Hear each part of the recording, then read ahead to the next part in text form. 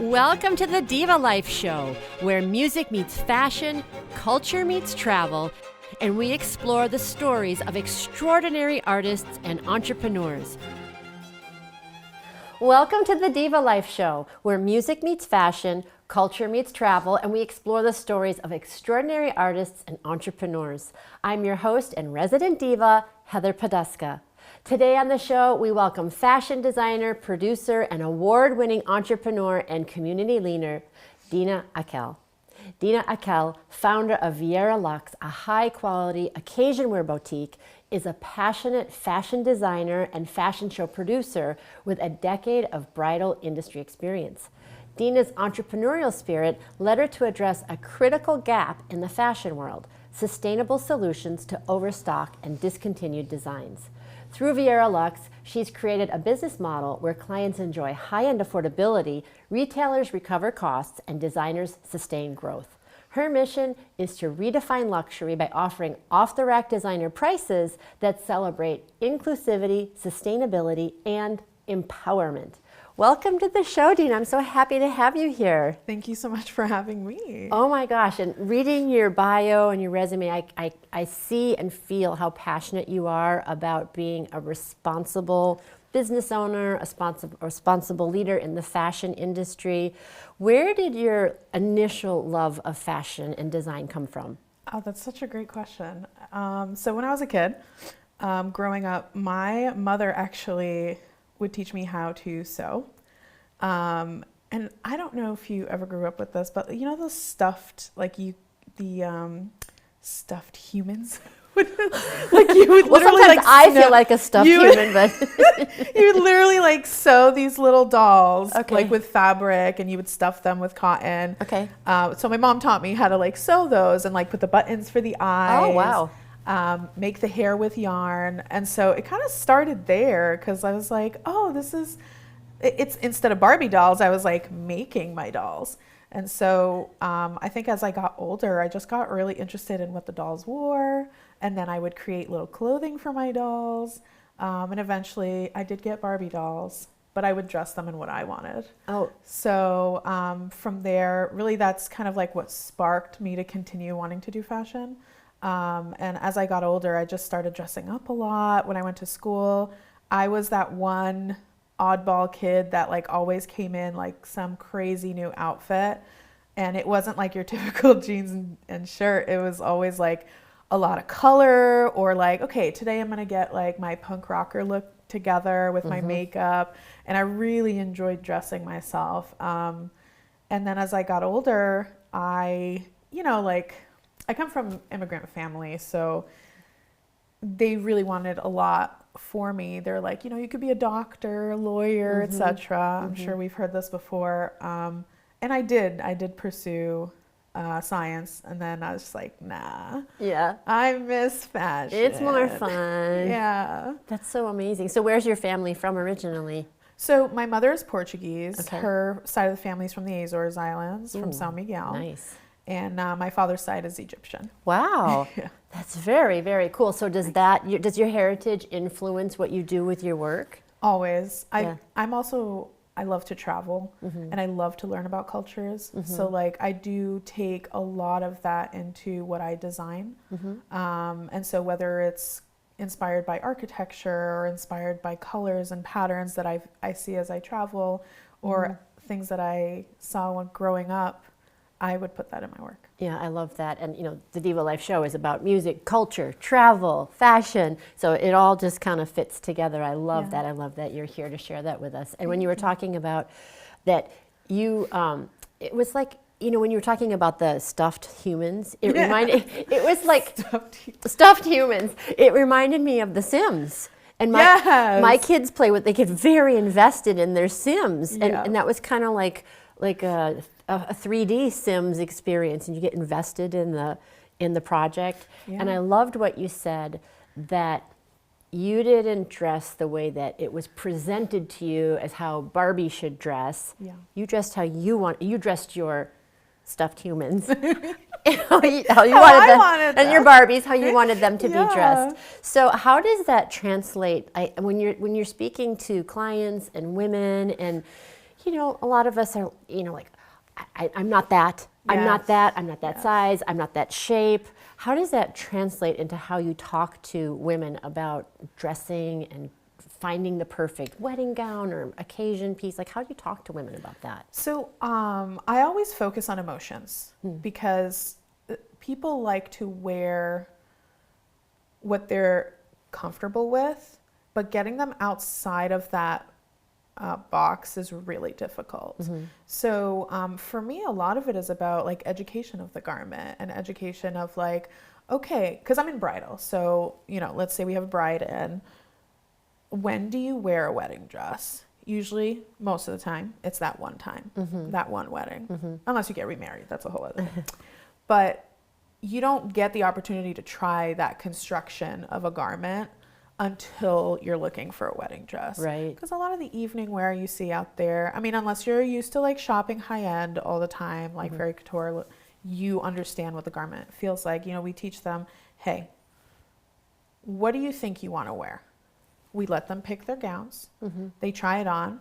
And if they know their style very well, they're really, they pick out their gown right away. But if they've never explored style in general and they don't know what they want to wear, at least what they've picked out and what they thought was going to look good, they're like, you know what? No, that wasn't for me. It looked good on the rack, but it doesn't look good on me.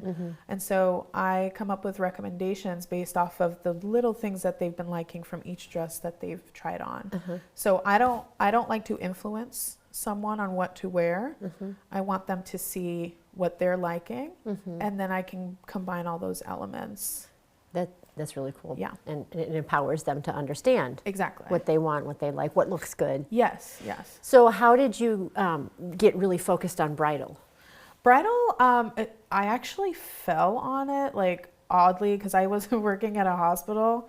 And at the time, I was in an infectious disease lab because I was a scientist. Like, that's right. before. So you did that first. So I should have said that. No, that's okay. I was like, that was my other life.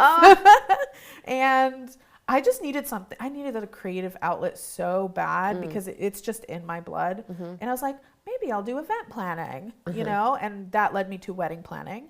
I met an owner of a bridal shop in downtown Boston, and she's like, you know what? Maybe you can help our brides plan their weddings, but can you also help me style on the side? Yeah. And so that's kind of like where it all started. Wow. Because like I got into all of that, and I was like, wait, I love dressing brides. And what do you? I mean, because some people are like, no, too demanding, too nervous, too emotional. Like, what do you love about dressing brides?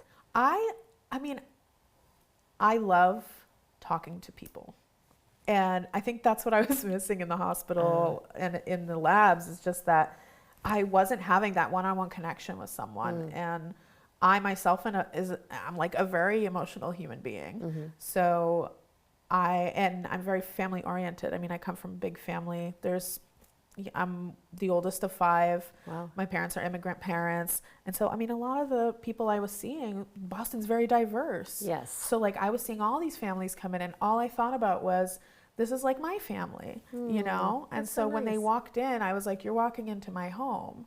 And so I treated everyone like they were guests in my home. And I think just like, it just all kind of fell together, because I was like, if you find something, amazing. If not, at least leaving here, I have helped you get somewhere, like move forward, and like, more of what you like. Oh what my you gosh. don't like. I'm actually like getting a little bit emotional as you're talking about it, because I feel like Boston has this reputation of being, sort of stodgy and, like all white, and I'm like, that is not the Boston that I live in. Yeah. It's very diverse, and so much of, I was talking to some of the other people that have been on the show about what it brings, what it brings to the city, what it brings to fashion, all of those things. So it's really, I think, a reputation that's not well deserved now. I think not having expectations of what's going to happen helps you just be yourself in that moment. Because like, I mean, again, I'm just bringing it back to bridal. It's like, these people are coming in for this once in a lifetime, most of the time. experience, and it's a family gathering, you know, Yes. and people are like, focus on the bride. And I'm like, no, you can't just focus on the bride because everyone is involved. Yeah. So when mom comes, or like the mother-in-law to be also comes in, they're coming because this is also emotional for them. Right. So like I have to pay as much attention to them as I do my bride. You know, at the end, yes, the bride makes the decision, but like mom is waiting for that tearful moment. I know, you know what I mean? I know, yeah. And you want her to feel just as much as part of the appointment as them. So Yeah, that's, well, you have such a big heart. I can feel it. I can feel it. So that's coming in the store, but you also design. So Yes. talk to us a little bit about that, because I was reading about your, is it your La Fleur, Yeah, the first 3D collection. flowers, and talk to us about, you know, how you got into the design, but Sure. also the storytelling that you keep in mind as you're designing. So designing really started because I wasn't originally going to design for bridal and evening wear. I just wanted to do some fun projects on the side. But in the 10 years that I've been in this industry, there's just been so many little gaps that I'm like, we need to fill these gaps. One was the inclusivity of sizing part, right? So even though I know like with the fashion shows, it's like I try my best to have models of all different sizes, and it always depends on the show. That was definitely one aspect of why I wanted to design. The second part was being able to hear 10 years worth of information on what people want in a garment. Yeah. You know, like I wish it had these colors. I wish it had this type of look. And it's like, it's so hard to find. And maybe we can find it in Europe, but it's so hard to find in our area. I Yeah. mean, like I'm in New Hampshire. You know what I mean? Like New Hampshire is not fully well known for its fashion, but yeah, I just feel like all of that inspired me to want to create for the community. And the La Fleur collection was all like flowers, blossoming. And I used that as my coming out into the world as a designer. Oh, I love that. And you are very I love this about you as well. You're very community-based, very family-oriented, and you care about your community. And Bree White was here a couple of weeks ago. You guys produced this fashion show. Me too. In New Hampshire. And was it the first? It was the first ever. That's amazing. Yeah. So tell us about what it's like, what that experience was like, why you did it, what the results were, and what it was actually like. Yeah. Because people are like, you've produced a fashion show? What is that like? So tell us a little bit about that. So I don't produce many events. And producing New Hampshire Fashion Week was a large undertaking. But the reasoning for why I wanted to do it was, one, New Hampshire is not known for fashion, but there is so much talent in New Hampshire. And to be fair, this event was only put together within like 3 months. That is crazy. You guys crushed it. I was there. You guys crushed it. Because we were just like, we have to do this. Wait, we have to do this, you know? And I'm like, this is the perfect time. It's spur of the moment. Let's do it. If it's successful, awesome. You know, we've put the word out there. We've seen the interest. And if it doesn't work out, okay, we know how to make it better. So like, we didn't go into it with like all these crazy expectations. Like I said before, it was just like, this is a passion. Let's do it. Yeah, I love that. Now, we were hoping to gather more designers. Definitely this year, we have huge plans for this So you're year. repeating it. We're going to repeat it. Okay. It's going to be an annual thing. Okay. But putting the production together was a very long process. But the community, and this is like, I love getting involved with the community because they all came together to help. And so like, I can't say that I did this by myself. As you know, like Bree was a part of the board. Irene Alton, she's another phenomenal human being. She really helped me put this together as well. And when I needed models, my network of models that I've been working with for the last 8 years were like, oh my God, yes, I'll be there. And then, you know, the folks who were setting up for the event, they were all part of like the nonprofit that we were fundraising for. Oh. And then also like folks that are part of the Nashua Chamber, thank you, that I've been a part of for a couple of years were like, yeah, we'll come help and stuff. So That's so amazing. it was great. So what was the biggest thing you learned about yourself during that process? I need to be kind to myself. Yes. Yes. And I think for me, I have big dreams and I always just want to do everything. And going through this process, I think I need to plan better, like plan ahead so that I'm not putting too much pressure on myself. I tend to do a lot of things for other people. And I don't spend a lot of time taking care of myself. Oh, well, you know, it's like the airplane. You got to put your mask on first or you can't do all these big things. Yes, yes. So what would you say to someone else who's watching and they're like, you know, I've always wanted to do something big too, but I haven't been doing this for 10 years. I don't have a network. I'm not like on the board. I'm not, you know, what would you say to them if they had that like urge, but they're nervous? Just do it. I know it's always scary doing something new, right? But if you don't take a step forward in trying something, you'll always be like, what if I did it? You know, and what if it doesn't succeed? That's okay.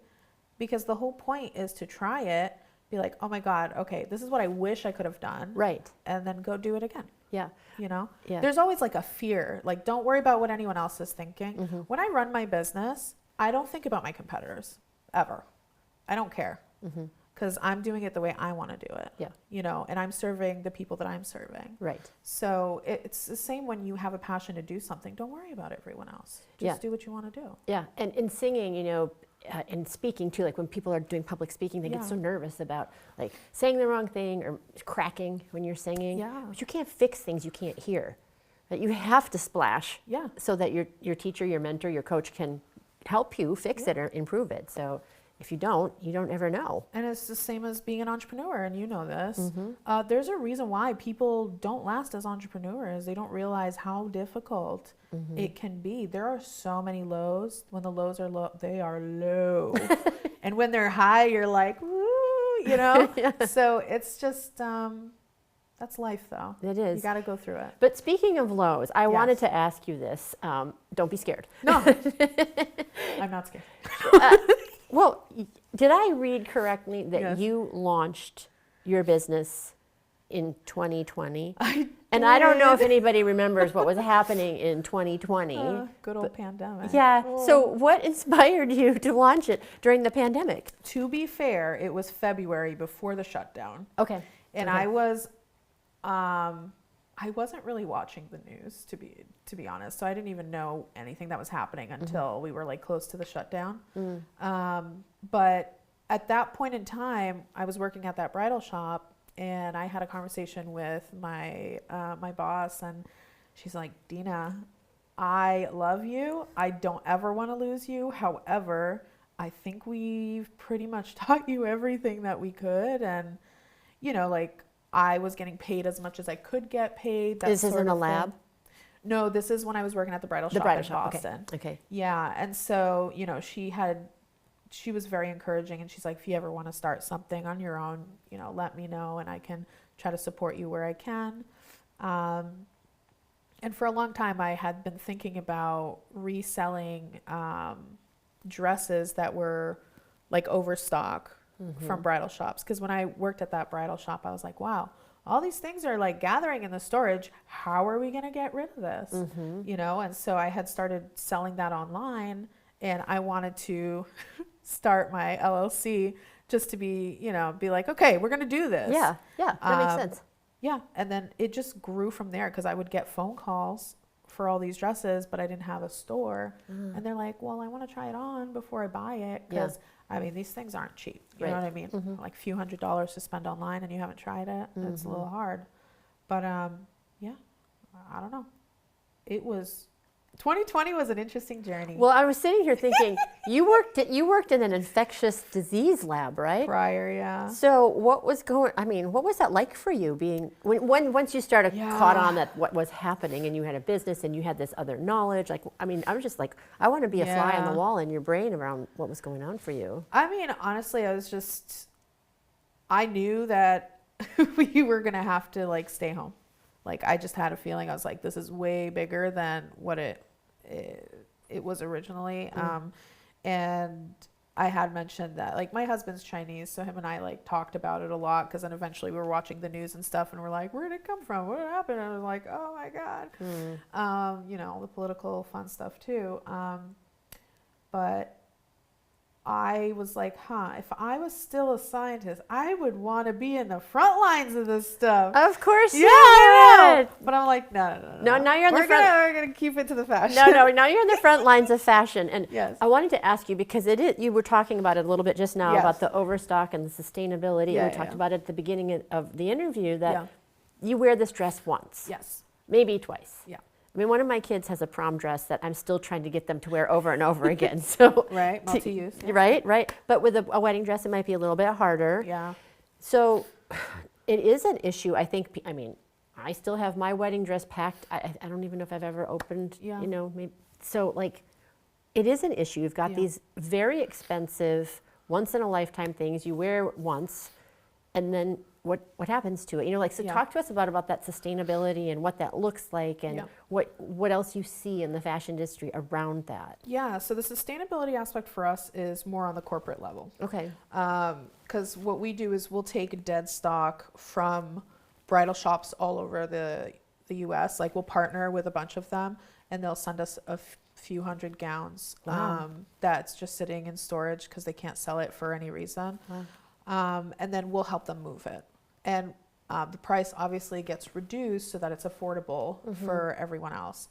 And the reason why their storage rooms end up piling up, and not a lot of people know this, but most bridal shops are mom and pop shops. Wow, okay. They're small business owned. And they have to invest so much money to keep a designer in their shop. Oh. So let's say, I'm just going to use an example. Let's say Casablanca Bridal. It's a brand. You want to keep Casablanca Bridal in your shop for the following year so that your competitor doesn't take it within that 50-mile radius. Okay. You have to buy new inventory every season or every year in order to keep that name so that they don't give it to someone else. I see, because the designer wants to move the inventory too. Yes. I see, I got it, okay. But also, like, it just makes it really stressful too, because like if you lose your Casablanca label, your competitor can take it. You no longer can carry Casablanca or order from them at all. And that becomes really tough for them. So it's a emotional, financial roller coaster on that end. So because of that, all the new stuff has to go in the showroom, and they move whatever is from last year into storage. And for whatever reason, you might not remember that it's there to recommend it to a bride or anything, and it just sits there. Okay. So for us to help them move that allows us to give it to someone who maybe has a lower budget and can't afford that retail price on a gown. I love that though. Yeah. I love that. And what do you suggest people do with their gowns after they wear them?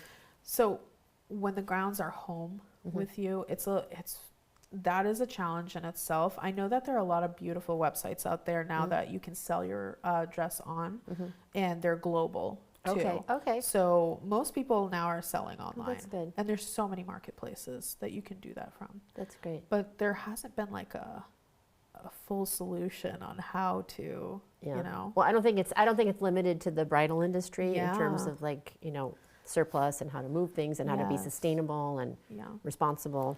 So, I mean, the sustainability aspect is kind of that circle of moving the inventory so that it does get to someone and it doesn't just get thrown out because it got yellow just sitting there and now you have to throw it away. Yeah, that's such a great mission. And I know that, you know, you're really mindful about your mission. You're also really involved in your community. And one of the things that I read that you did was you were part of, you were a judge for like a Shark Tank pitch fest kind of thing. Yeah. Was it Riviere? Yeah, it was Riviere University. So they were students that came and pitched their entrepreneurial dreams to you? Yeah. So what was that experience like, and what did the winner have that really made you say, okay, this is the one? So the experience was great because I love Shark Tank, and Yeah. I'm like, ooh, I'm ready. Yeah. All these students, they're so nervous. Yeah. They're like, oh my God, who are these people on the judging panel? And I'm like, no, I'm not someone you have to be afraid of. Yeah. It's just like, please tell me what your dreams are. Yeah. So we really had to judge based on their business plan, like their financials, and can it go to market? Oh, okay. Right? Is it viable at the end of the day? So these students work on this project, I think, for a full semester, and then they pitch it. So there were 4 or 5 groups of students that were pitching.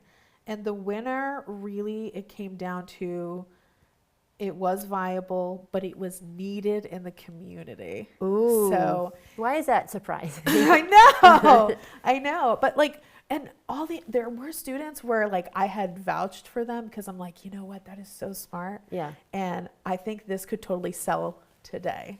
Yeah. You know what I mean? Yeah. But then, you know, you have to think bigger picture. If we are looking at the local and regional level, and if we were to support them in starting this business, how is it going to help us as a whole, you know, versus just a product being sold? I love that. Yeah, I can't say too much about who won, but it involved like the firefighters, it involved medical personnel. Wow, like it was very well thought out. I love that the litmus was, you know, not just if it's viable to sell, but will this help the community? And I mean, like that seems to be a thread through our conversation about community, about the models, about your business, about how you see things, and about you know, I think that's so, and about the the fashion show and supporting the people around you and all the talent that are around you. I mean, if your business is in your town and like you're like, how am I going to make this business work? Who's going to buy from you? Yeah. It's your community. Yeah.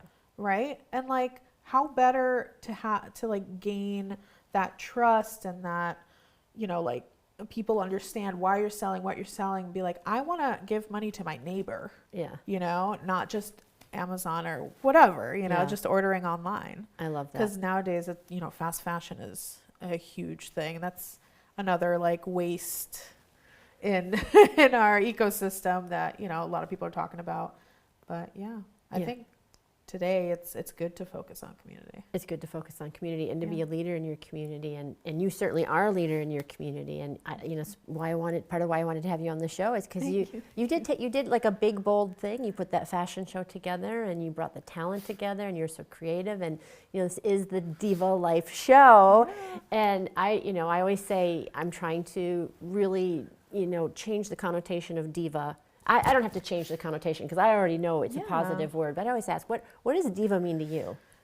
Diva, like life. Diva is life. Diva is life. That's the new tagline, Diva is life. You know what? Because like, even if you just say that you're a diva, you tend to know that that person doesn't care too much about what others think about them.